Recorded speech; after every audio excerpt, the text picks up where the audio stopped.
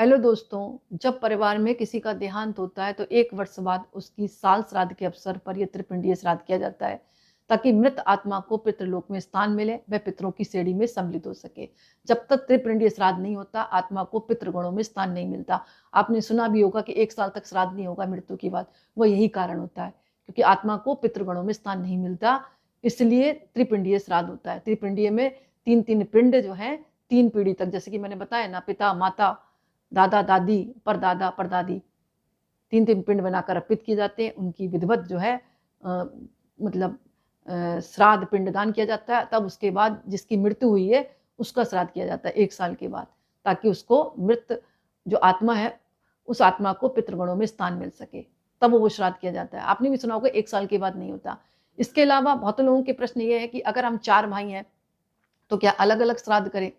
देखिए, एक साथ रह रहे हैं तो बड़े भाई को श्राद्ध करने का अधिकार है, लेकिन संकल्प जो है बड़ा भाई सभी भाइयों के नाम से करेगा, यानी हाथ जरूर लगाएगा, सभी भाइयों का हाथ उसमें लगवाएगा। जैसे बड़े भाई ने लगा लिया और सारे भाइयों के नाम से बैठा कर संकल्प होगा, लेकिन करेगा बड़ा भाई अगर एक साथ रह रहे हैं।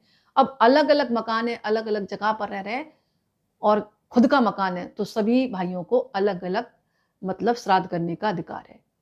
इसमें कोई भी संशय नहीं है। अगर आप अलग रहते हैं तो आप मतलब अपने पितरों के नाम से श्राद्ध तर्पण और पिंडदान कर सकते हैं। अगर एक साथ सामूहिक रूप से रह रहे हैं तब बड़ा भाई करेगा, लेकिन संकल्प बड़ा भाई सभी भाइयों के नाम से करेगा, तभी पुण्य प्राप्त होगा।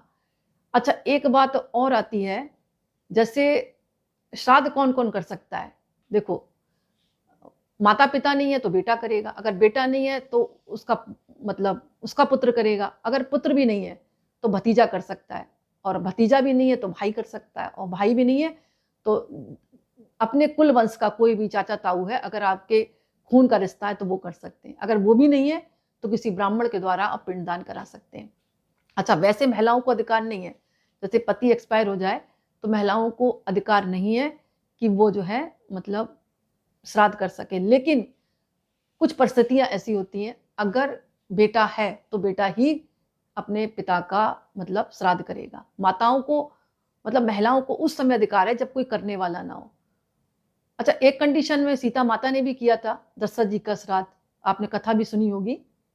गया जी जाकर जब सामान लाने में मतलब पितरों की पूजा के लिए सामान लाने में श्री राम और लक्ष्मण जी देरी हो गई थी, तो इधर जो थी सीता जी ने मतलब पिंडदान कर दिया था दशरथ का।